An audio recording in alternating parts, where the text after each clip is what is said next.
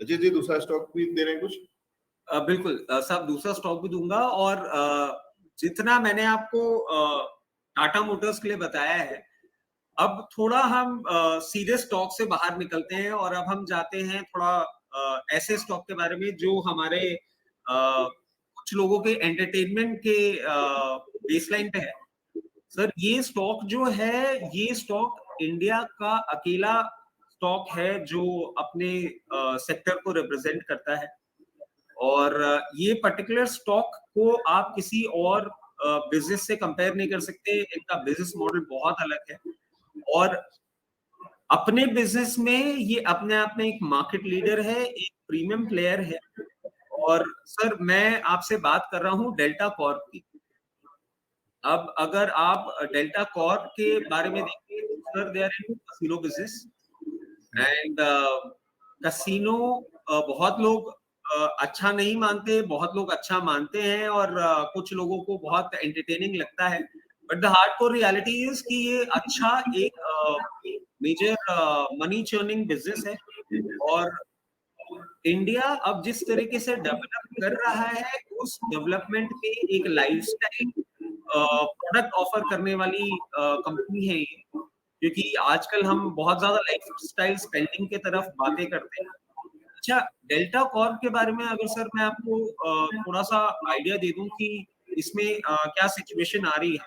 Sir, इसके लिए एक बहुत अच्छी खबर अभी आई है, जो वो वीकेंड ही आई है कि इसका एक डेल्टा कारावेला करके एक वेसल था जिसपे ये लोग अपना कसिनो चलाते थे। बिकॉज अभी तक इंडियन गवर्नमेंट ने ऑन लैंड कसिनो नहीं अलाउ किया है, बट आप वेसल पे ले जाके लोगों को खिला सकते हैं and you can entertain them over there.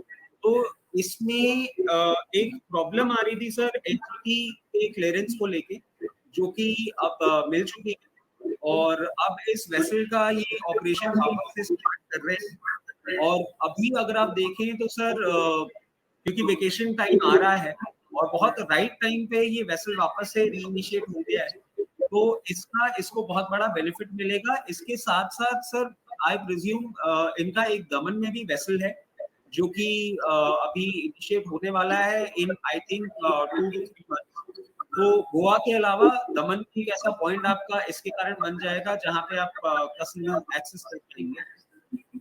और सर, ये जो इनका डेल्टा कारावेला करके जो वेसल है, इसको ये पूरा रीवर्क भी कर रहे हैं और डेल्टा कारावेला एक नया वेसल ये इंट्रोड्यूस कर रहे हैं, जिससे इनकी कैपेसिटी जो है वो 2.5 टाइम्स हो जाएगी ऑफ एग्जिस्टिंग कैपेसिटी। तो सर, अगर कोई कंपनी कैपेसिटी एक्सपेंशन की बात कर रही है तो दे आर क्वाइट कॉन्फिडेंट कि उनको बिजनेस उस तरीके से मिलेगा।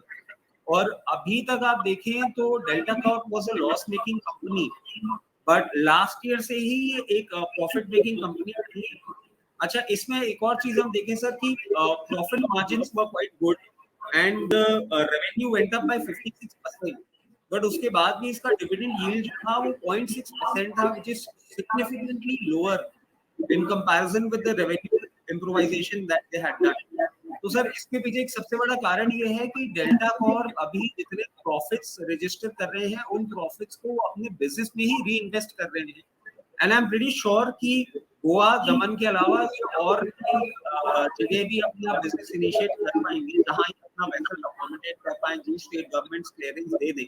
तो this business is here to stay and as our lifestyle would implies, और जो भी लोग इन सब चीजों में इंटरेस्ट रखते हैं वो जाएंगे, स्पेंडिंग करेंगे। और ये एक ऐसा प्रोडक्ट है सर, क्योंकि इट्स अ लाइफस्टाइल प्रोडक्ट, इसमें यूजुअली मार्जिन्स बहुत अच्छे हैं। Just that if you have no problem from the government side, the business is here to stay and grow.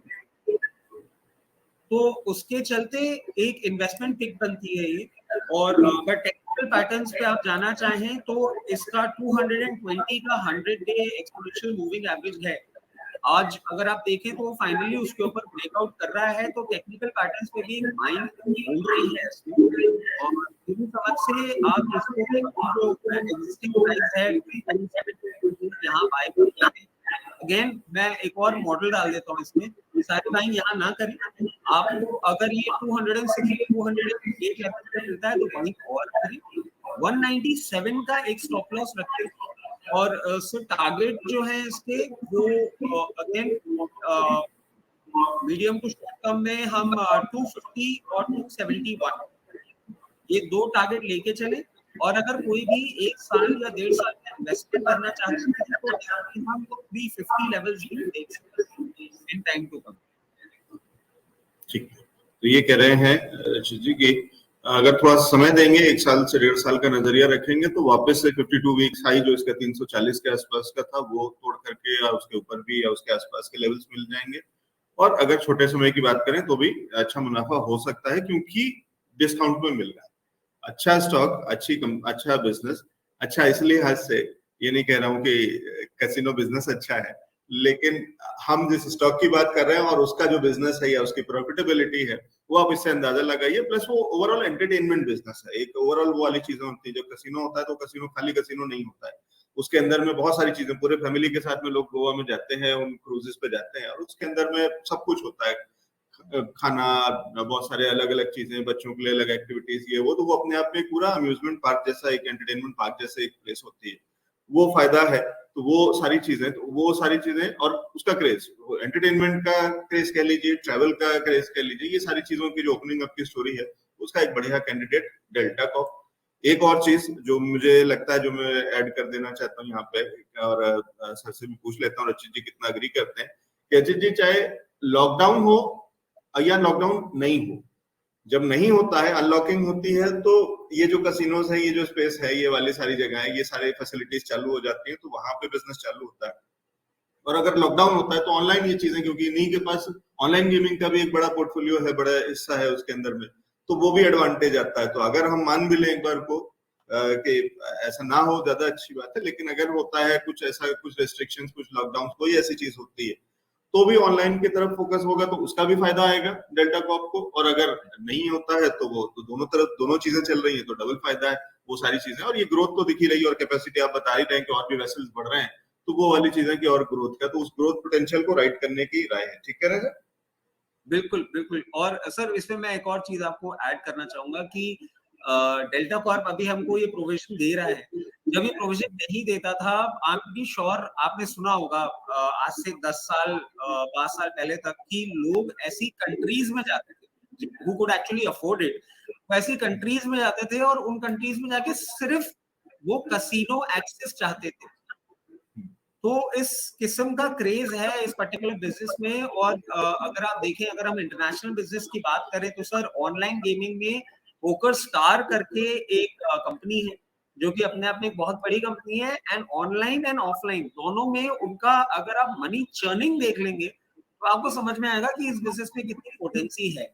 और जिस स्टेज पे अभी इंडिया है, डेल्टा कॉर्प ने अभी अपनी पूरी कस्टमर बेस की पोटेंसी तो एक्सप्लोर ही नहीं करी सर, बहुत लंबा जा सकता है। ठीक बात है। और हमारे पड़ोस का ही एक देश जो है, काफी हद तक उसकी इकोनॉमी इसी बिजनेस पे ही डिपेंडेंट है।